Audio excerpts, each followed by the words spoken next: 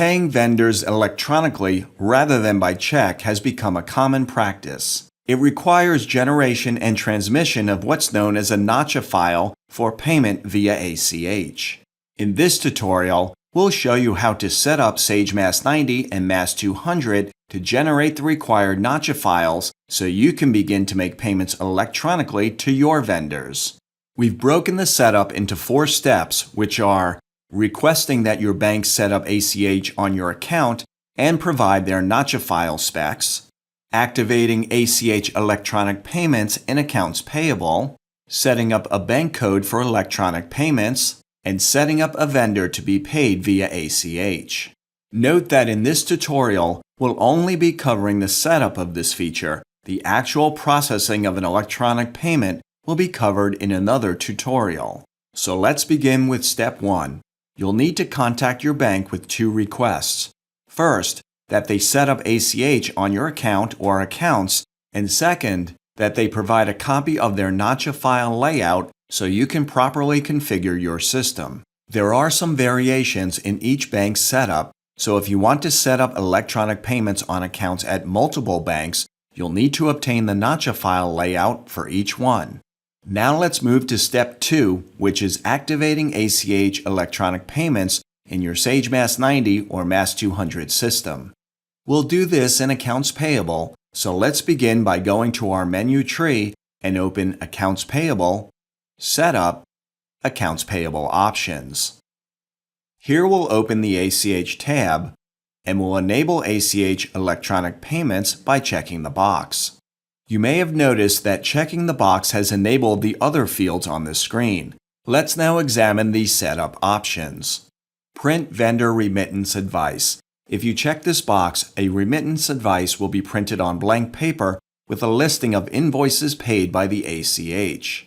If you leave this unchecked, a check will print for $0 and the payment information will print on the check stub. For our demo, we'll check the box. Moving to Next Vendor Remittance Advice Number. You can edit this number and it will increment each time a remittance advice is printed. The number will be preceded by the letter E to denote an electronic payment when the form is printed and updated to the payment history file. We'll leave 1 as the starting number. Next, we have Allow Partial Allocation of Payment Amount. Enabling this allows you to process part of a payment electronically and pay the balance by printing a check. We'll leave this disabled. And moving to Reset Prenote when renumbering the vendor.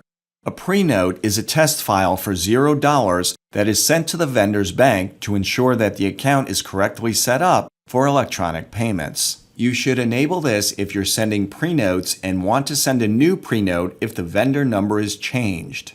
Selecting this option will also set the prenote field in the vendor payment settings to No. We'll leave this unchecked. And for years to retain electronic payment history, you should set this to the number of years required by your company's record retention policy.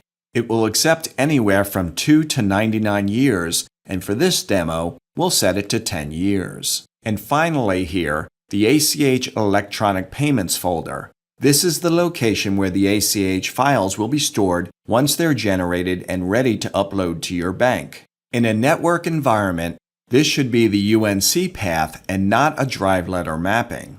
Importantly, network security can be set on this folder to limit access only to users with rights to AP.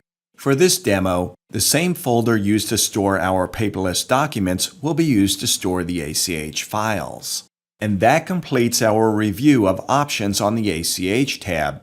So now we'll click Accept, which saves our selections. Now we'll move to the third step, which is to enter the NACHA file information that we received from our bank into the bank code that will be used for ACH payments.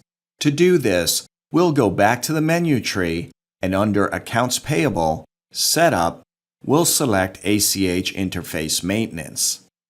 Here on the Main tab, we'll open the lookup and select the bank code that we'll use to send our electronic payments. For this demo, we'll select bank code A, Security Pacific Checking.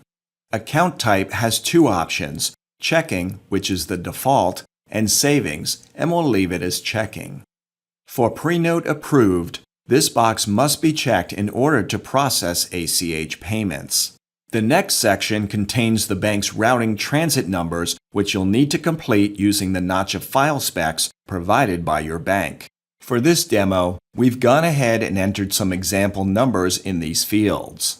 On tabs 2 and 3, you'll again enter the information from the bank's NACHA file specs.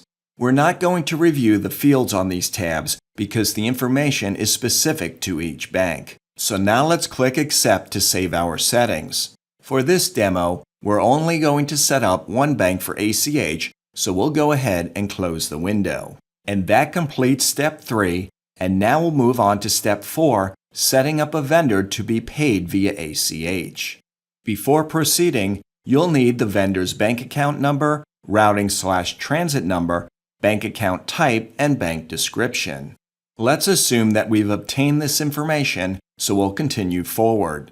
We'll go to the menu tree, select Main, then Vendor Maintenance. Using the lookup, we'll select the vendor on which ACH will be enabled, and let's choose All Climate Maintenance. Here on the Main tab, we'll enable electronic payment by checking the box. And after doing so, the standard entry class field becomes available. Your bank may require a standard entry class to identify the type of transactions that will be transmitted for this vendor. It's not commonly used unless you are transmitting different classes in the same file, so we'll leave it blank. Moving up to the More button, we'll open the selection list and choose Electronic Payment.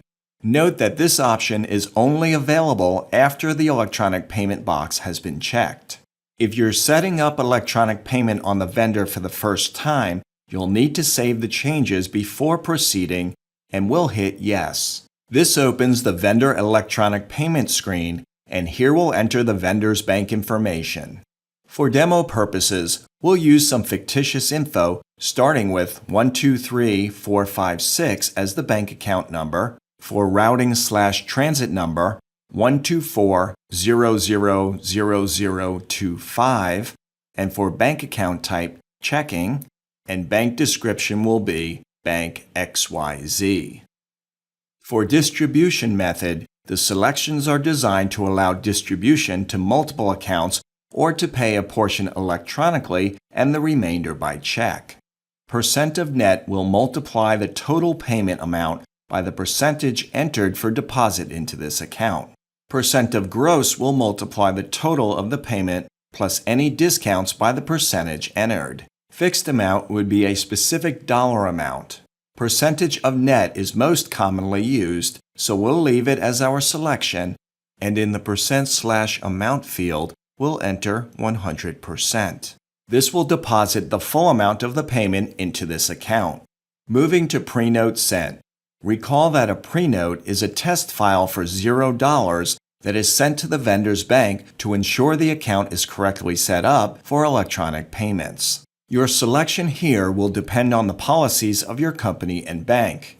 If you choose to send pre-notes to your bank, then select No. If No is selected, you will need to run a pre-note selection that will change the field to Yes, send the pre-note file to the bank, and upon approval, run a pre-note register that will change the field to Approved. If your policy is not to send pre-notes, then select Approved. In order to process an electronic payment, the field must be set to Approved, so we'll make that our selection for demo purposes. The pre-note date field is automatically updated when the pre-note selection and pre-note approval registers are updated. Since we selected Approved, the pre-note date automatically defaulted to the current date. The deposited year-to-date field will automatically update as electronic payments are made to the vendor. Now we'll click Accept and Accept again on the Vendor Maintenance window. And that completes our tutorial on setting up accounts payable for electronic payments. Give us a call if you need assistance with this or any other feature in your Sage Mass 90 or Mass 200 system. Well, that's it for this tutorial. Bye for now.